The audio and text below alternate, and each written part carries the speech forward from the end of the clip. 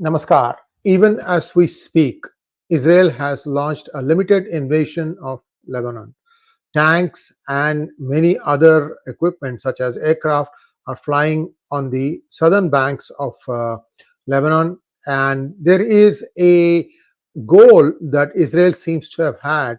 And I think it is working towards that goal. Why I say that is I just looked at what the statements from Israel have been coming over the past few weeks. Like, for example, those residents who were living in the northern Israel, they were asked to evacuate, and they had moved to the central Israel area because there was all this tension with Hezbollah. Now that the Hezbollah leadership has been eliminated, there are still a lot of people left of the Hezbollah rank and file. And I think Israel wants to make sure that it can create a safe 50 kilometers to 100 kilometers buffer zone north of the border with Lebanon, and it will manage that to make sure that the people that are living there are not as in their mindset. See, this is reminiscent of what happened in 2006. Israel had invaded at that point also, and they tried to, control the Hezbollah, and that resulted in some sort of a stalemate where they exited Lebanon, and that's how Hassan Nasrallah became very famous and popular because he was seen as the face of Hezbollah who managed to stand up to Israel. But if you go back in history, how did things come to this?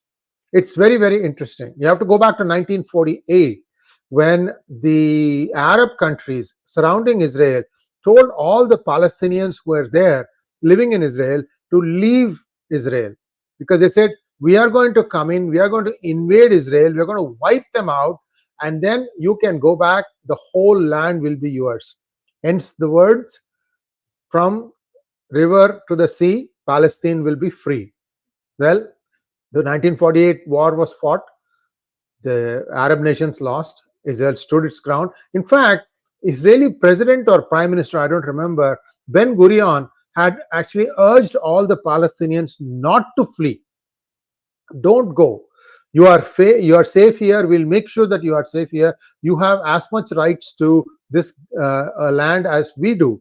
But the Palestinians wouldn't listen. And this is where emotion takes over your decisions.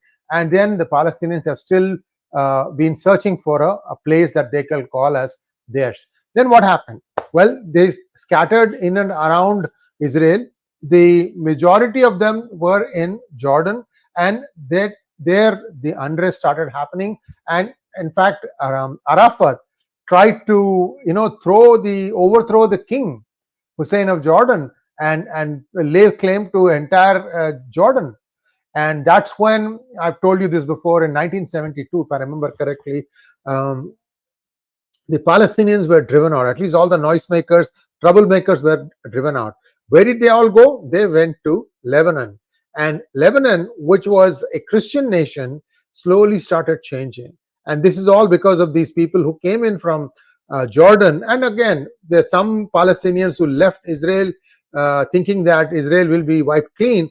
They also were in Lebanon. So you have this disgruntled lot. You also have some native Lebanese who have feelings for the Hezbollah. All these people, not all, but a good number, are probably still planning something. And this is what Israel wants to avoid at all costs. As to where it will stop, whether Israel will be able to stop at 50 kilometers north of the Israeli-Lebanon border, or will they be forced to go get sucked in deeper, is something that we'll have to wait and see. Certainly, it will have to be a very disciplined invasion and with very clear goals. In fact, United States has actually echoed what I had been observing for the last few days. They said that we hope and we think that Israel will stop once it has reached a certain area inside Lebanon, which is essentially another way of saying that, once they create a 50-kilometer buffer zone, they might stop. And then that place, how it's going to be fortified, is something that we'll have to wait and see. See, what it takes away is, it takes away the kind of situation that Gaza did to Israel.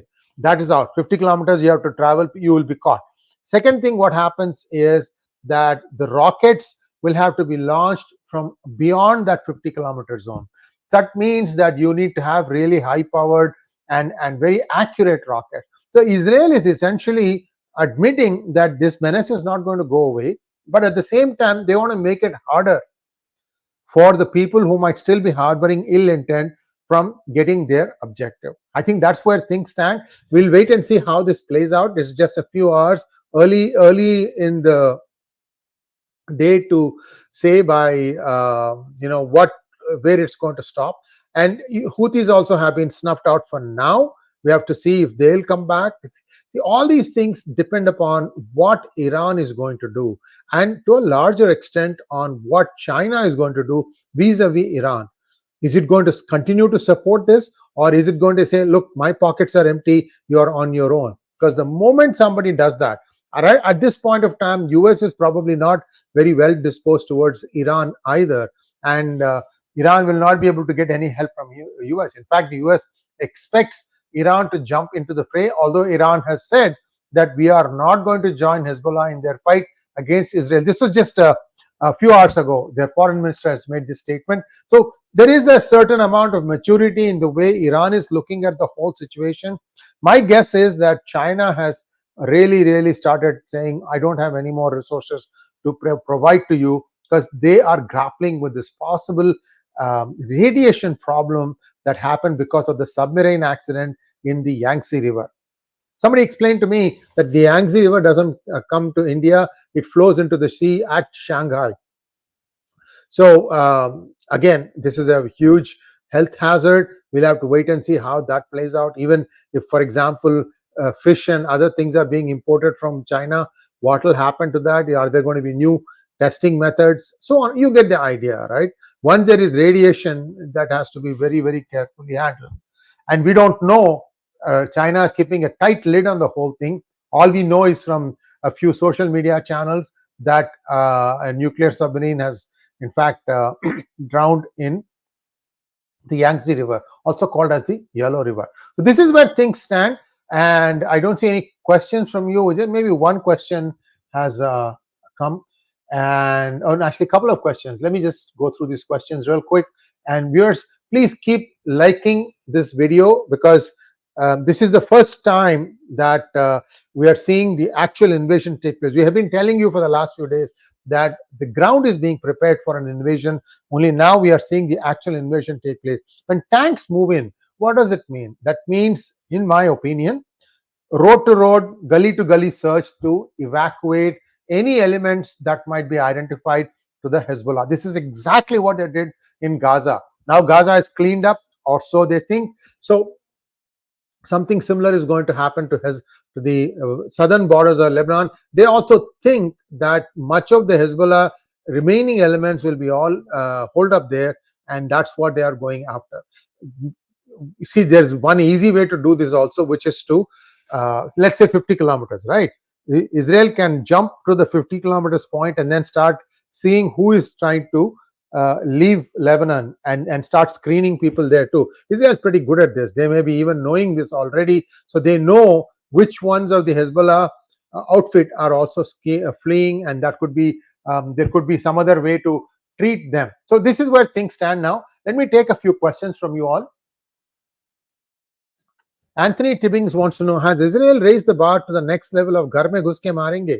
Has it eventually raised the expectations of Indians for Modi government? As a matter of fact, Anthony, I'm going to do a release of another video at 6 a.m. IST. And this is in connection with the speech of a Jamaat guy who's essentially saying that we are going to enact a direct action day in Bangladesh. And if that doesn't spur the Indian government, I don't know what will. I think the patience is running out. See, this is where people are also expecting India to act. And act it has to. There's no other alternative. I'm also hearing that they are going to lose, this is BJP, that they are going to lose badly in Haryana.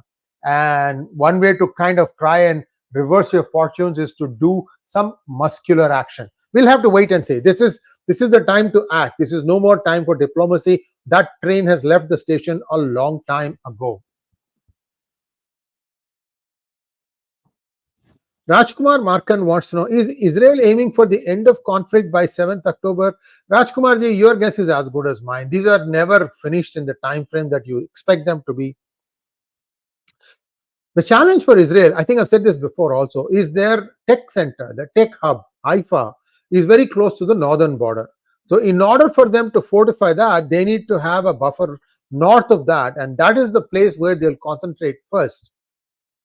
And make sure that any of these attacks that might originate will not be able to reach the Haifa centers, tech centers. Some of the technologies that Haifa is developing are the first in the world. Even United States is not doing it. Many US companies have some of their high-end research labs in Israel. It's an amazing place where people are dying and living every day at the same time when they are living life to the fullest.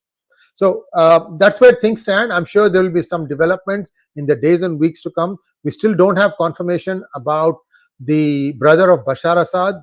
Looks like he continues to be missing. I'm also hearing one of the other brothers of Nasrallah also has been, Hassan Nasrallah has also been eliminated. So this is where things stand now. Thanks for watching. Please like, share and subscribe to our channel. Don't forget to click on the bell button for notifications. Namaskar.